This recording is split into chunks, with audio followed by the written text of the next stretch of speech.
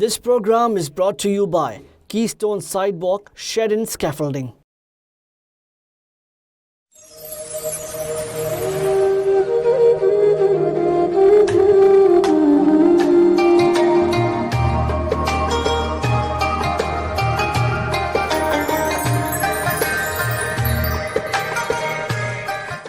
الحمدللہ رب العالمین والصلاة والسلام علی سید الانبیاء والمرسلین نبینا محمد وعلی آلہ واصحابہ اجمعین.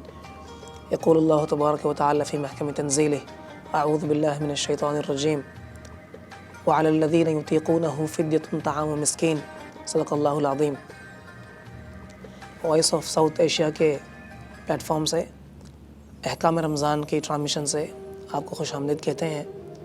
آج ہم رمضان المبارک کے اندر جو سب سے اہم فریضہ روزہ ہے وہ کن چیزوں سے ٹوٹتی ہے اس کے متعلق کچھ گفتگو کرنے کی کوشش کریں گے.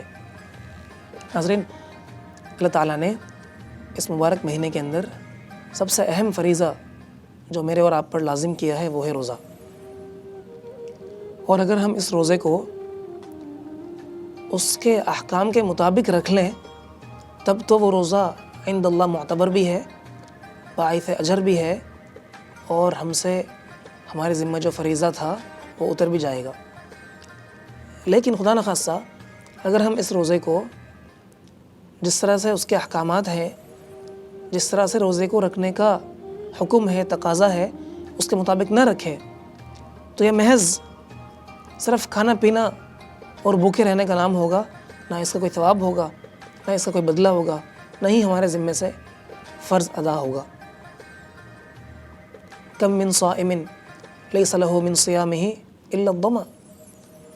اللہ کے نبی علیہ السلام حدیث میں فرما رہے ہیں کتنے ہی روزے دار ایسے ہیں جو روزہ تو رکھتے ہیں، بظاہر تو وہ روزے دار ہیں، لیکن ان کو اس روزے کے بدلے میں کچھ نہیں ملا ماں سوائے اس کے کہ وہ پورا دن بھوکا رہے. انہوں نے فاسٹنگ کی ہے، مطلب ان کے ڈائٹ پلان میں تو شاید کوئی فائدہ ہوا ہو، لیکن عند اللہ کے ہاں اس روزے کی کوئی حیثیت نہیں ہے، کوئی اس کا بدلہ نہیں ہے. تو ہمیں پہلی چیز تو یہ معلوم کرنے کی ضرورت ہے کہ روزہ کہتے ہیں کس کو ہے اور کن کن چیزوں سے روزہ ٹوٹتا ہے، اپنے روزوں کو کس طرح محفوظ کریں.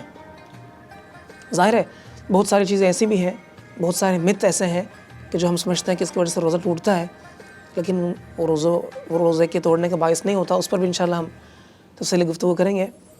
لیکن پہلے ہم اس بات کو سمجھیں کہ روزہ کس کو کہتے ہیں، روزہ کیا ہے. تو اگر ہم روزے کی ڈیفینیشن دیکھیں تو الامساک عن الاکل والشرب والجماع. بالکل سمپل سی بات اگر ہم کہیں، 3 چیزوں سے رکنے کا نام روزہ ہے. آدمی کھانے پینے سے رک جائے اور جو جائز اس کی خواہش ہے اللہ تعالیٰ نے حلال کیا ہے نکاح کے ذریعے اپنی بیوی سے، اپنی زوجہ سے ہم بستری کو، اس سے وہ رک جائے. اور یہ کب سے کب تک ہے؟ یہ صبح صادق سے لے کر غروب آفتاب تک، مغرب تک، یعنی فجر سے لے کر مغرب تک اپنے آپ کو کھانے پینے سے روکنا اور اسی طریقے سے اپنے آپ کو جماع سے اور بیوی سے ہم بستری کرنے سے روکنا. اس کو کہتے ہیں روزہ. تو اگر ایک شخص کچھ کھا لیتا ہے اور یا کچھ پی لیتا ہے یا اپنی بیوی سے ازدواجی تعلق قائم کر لیتا ہے تو اس صورت میں اس کا روزہ ٹوٹ جائے گا. اب روزے کے ٹوٹنے کے اندر بہت سارے کیٹیگریز ہیں، اس کو بھی تفصیل سے سمجھنے کی ضرورت ہے. لیکن پہلے اگر ہم ڈیفائن کرتے ہیں روزے کو تو روزے کی ڈیفینیشن یہ ہے کھانے پینے سے رکنا اور جماع سے رکنا. اور یہ کب سے کب تک ہے؟ یہ فجر سے لے کر مغرب تک. یعنی آدمی فجر سے لے کر مغرب تک نہ کچھ کھا سکتا ہے، نہ کچھ پی سکتا ہے، نہ ہی اپنی بیوی کے ساتھ ازدواجی تعلق قائم کر سکتا ہے. ایک شخص ہو گیا، نیند میں اسے احتلام ہو گیا، نائٹ فال ہو گئی، تو کیا اس سے روزہ ٹوٹے گا؟ تو اس سے روزہ نہیں ٹوٹتا. ایک شخص ہو گیا، نیند میں ہے، اور دوران نیند اس نے کوئی خواب دیکھ لیا، کچھ بھی ہوا، اس کی وجہ سے اسے احتلام ہو گیا، تو اس سے اس کا روزہ نہیں ٹوٹے گا. اور جب وہ اٹھ جائے تو اس کے بعد اپنے روزے کو کنٹینیو کر سکتا ہے. بالکل اسی طریقے سے خواتین جب ان کا مخصوص ایام شروع ہوتا ہے، ان کے مینسز کا ٹائم، پیریڈ کا ٹائم سٹارٹ ہوتا ہے، تو اگر وہ روزے سے ہوں گی اور دوران روزہ یہ شروع ہو گیا تو ان کا اس دن کا روزہ ٹوٹ جائے گا اور اس کی قضا بعد میں لازم ہوگی. اسی طریقے سے اگر کسی شخص نے الٹی کر لی، الٹی کس طرح سے کی کہ منہ بھر کے کی اور اسے وہ نگل گیا، تو اس صورت میں بھی اس کا روزہ ٹوٹ جائے گا۔ ہاں اگر چھوٹی سی الٹی ہو، تھوڑی سی الٹی ہو، اور وہ الٹی باہر آنے سے پہلے ہی، جس طرح ہم تھوک کو یا بلغم کو نگل لیتے ہیں، کبھی کبھی اس طرح بھی ہوتا ہے کہ ہماری قدرت میں ہوتا ہی نہیں ہے، ہم نہ چاہتے ہوئے بھی ان انٹینشنلی بھی وہ خود سے ہی اندر چلا جاتا ہے، تو اس صورت میں روزہ نہیں ٹوٹے گا۔ کسی کو متلی ہوئی، الٹی آنے لگی، تھوڑی سی آئی اور وہ باہر نکالنے سے پہلے ہی وہ واپس اندر چلی گئی، تو اس سے روزہ نہیں ٹوٹے گا۔ ہاں البتہ اگر منہ بھر کے الٹی ہو اور اسے وہ اندر کر لے، حلق سے نیچے اتار لے، نگل لے، تو پھر اس سے روزہ ٹوٹ جائے گا۔ یا پھر بس اوقات ایسا ہوتا ہے کہ آدمی بہت کچھ کھا لیتا ہے، یا اس کا پیٹ فل ہوتا ہے، بھرا ہوا ہوتا ہے، یا اس نے ایسا کچھ کھا لیا تو جس کی وجہ سے اس کی طبیعت خراب ہو رہی ہوتی ہے، مستقل متلی ہو رہی ہوتی ہے، تو اس کی خود کوشش ہوتی ہے یار کسی طریقے سے اس کو میں باہر نکال دوں، تو آدمی انگلی کے ذریعے یا کسی ٹیبلٹ سے یا کسی دوائی کے ذریعے الٹی کر لیتا ہے، تو اس صورت میں بھی چونکہ اس نے عمدن کیا ہے تو اس کا روزہ ٹوٹ جائے گا۔ اب ایک بات یہ سمجھنے کی ضرورت ہے، کسی شخص کا روزہ اگر ٹوٹ جائے، اگر روزہ فاسد ہو جائے تو وہ کیا کرے، اس کے لیے کیا حکم ہے، تو یہ بھی جاننے کی ضرورت ہے کہ اللہ تعالیٰ نے اس کے اندر اللہ کے نبی علیہ السلام کے ذریعے 3 چیزیں بتائی ہیں۔ ایک ہے قضا، ایک ہے کفارہ اور ایک ہے فدیہ۔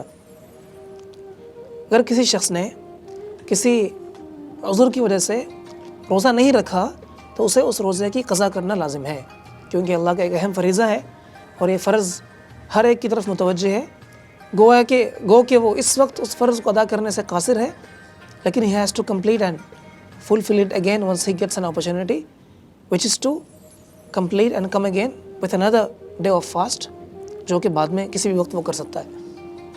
اگر وہ سردی کے دن کو دیکھ کر چھوٹے روزے اور آسان روزہ رکھنا چاہے تو وہ بھی کر سکتا ہے، یا جب اس کی طبیعت بہتر ہو اس وقت بھی رکھ سکتا ہے۔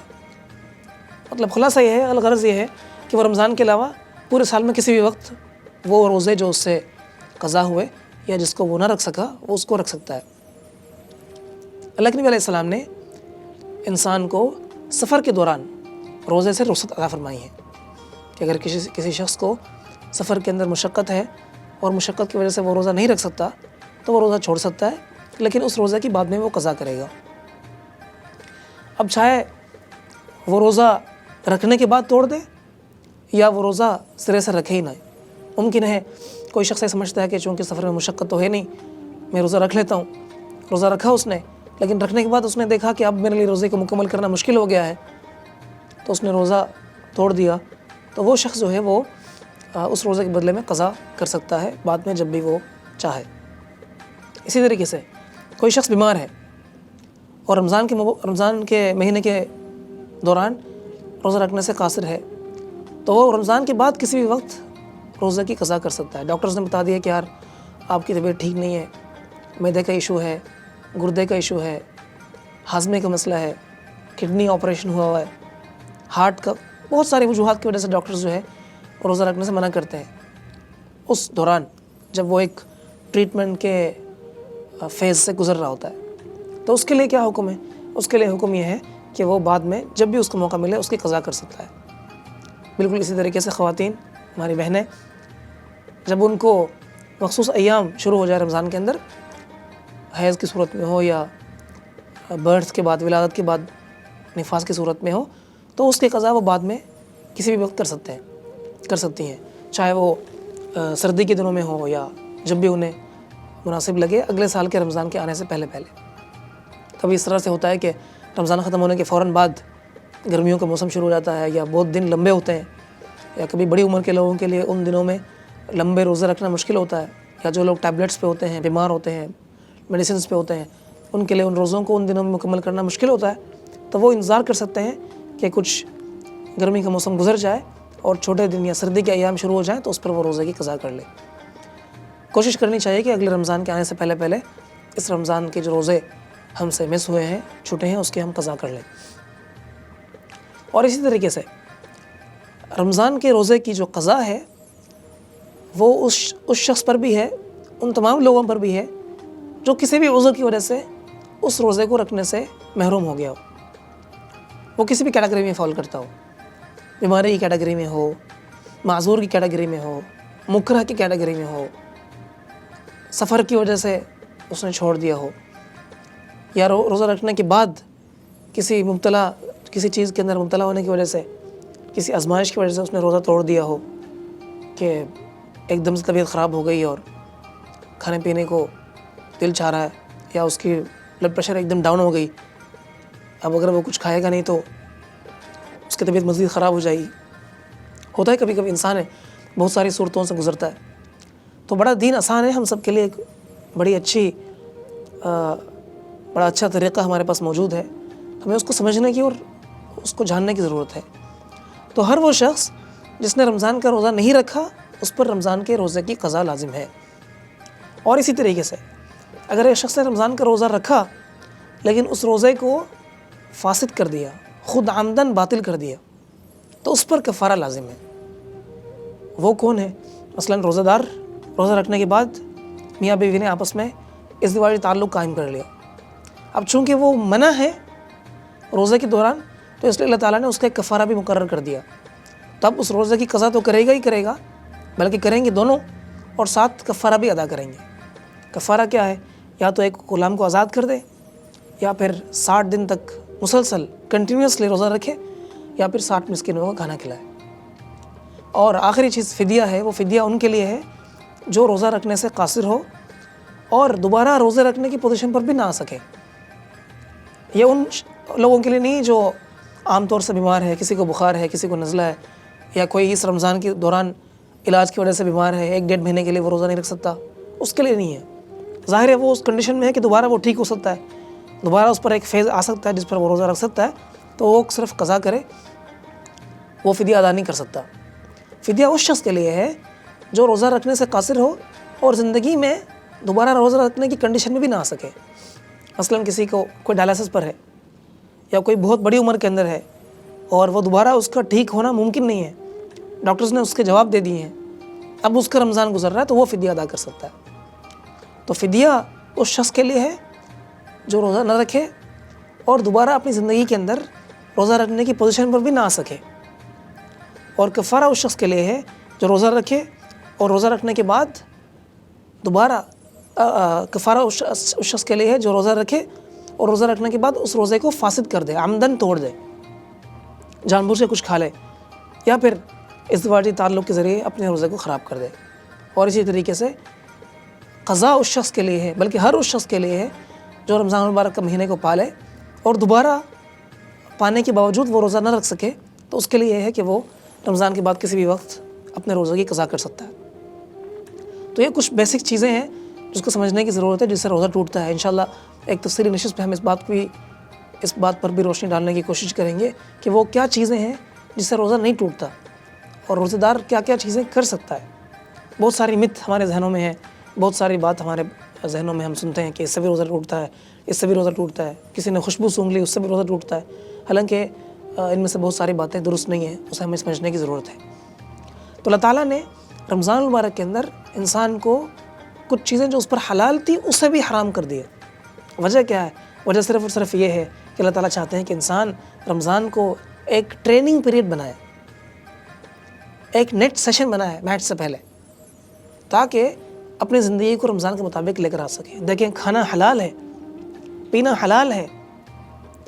آپ نے جب نکاح کر لیا تو آپ کے لیے آپ کی بیوی حلال ہو گئی، لیکن اللہ تعالیٰ نے اس روزے کے درمیان آپ کو ان تمام چیزوں سے جو آپ کے لیے حلال ہے روک دی. کیوں روک دیا؟ اس لیے روک دیا تاکہ جب انسان رمضان کے اندر اپنے آپ کو قابو پا لیتا ہے، کنٹرول کر لیتا ہے، حلال چیزوں سے رک جاتا ہے، تو وہ کیسے حرام کی طرف بڑھے گا. تو حلال چیزوں سے روکنے کی وجہ سے اس کو اس بات کی پریکٹس ہو جائے گی کہ وہ اپنے آپ کو حرام سے بھی روک لے گا. دیکھیں، اگر میں ابھی پانی پینا چاہوں، آپ میں سے جو شخص، جو بھی لوگ روزہ دار ہیں، اگر وہ کسی سے چھپ کے پانی پینا چاہیں آرام سے پی سکتے ہیں، کچھ کھانا چاہیں آرام سے کھا سکتے ہیں. ہمیں تو کوئی نہیں دیکھ رہا. کس کو کیا معلوم ہے کس حالت میں بات کر رہا ہوں یا کون کس حالت میں سن رہا ہے. لیکن ہم میں سے ہر شخص رمضان کے روزے کو صرف اس لیے اس کی حفاظت کرتے ہیں کہ اللہ ہمیں دیکھ رہا ہے. ہم میں سے کوئی بھی شخص جو عاقل ہو، بالغ ہو، میچورڈ ہو، وہ کبھی بھی عمدن کچھ کھائے گا پیے گا نہیں، جبکہ وہ اکیلا بھی ہو، کیونکہ اس کو معلوم ہے کہ روزہ اللہ تعالیٰ کے لیے، اللہ مجھے دیکھ رہا ہے. تو اللہ کا جو استحضار حاصل ہوتا ہے یہی اس روزے کا آبجیکٹیو ہے. اس لیے ہم نے جس طرح شروع میں بات کی تھی کہ حدیث قدسی ہے، اللہ فرما رہے ہیں روزہ میرے لیے ہے اور اس کا بدلہ میں دوں گا یا میں خود ہوں. کیوں؟ کیونکہ انسان روزہ صرف اللہ کے لیے رکھتا ہے. ریاکاری اس میں شامل نہیں ہوتی. وہ چاہے اکیلا ہو، تنہائی میں ہو، مجمع میں ہو، لوگوں کے سامنے ہو، ہر صورت کے اندر وہ اپنے اس روزے کی حفاظت کرتا ہے. دعا ہے کہ اللہ تعالیٰ مجھے اور آپ کو ان روزوں کو محفوظ کرنے کی اور ان روزوں کو صحیح احکام کے مطابق رکھنے کی، اور اس کی وجہ سے مرنے کے بعد اور اس دنیا سے جانے کے بعد اس کا بہترین بدلہ حاصل کرنے کی بھی توفیق عطا فرمائے. وآخر دعوانا ان الحمد للہ رب العالمین.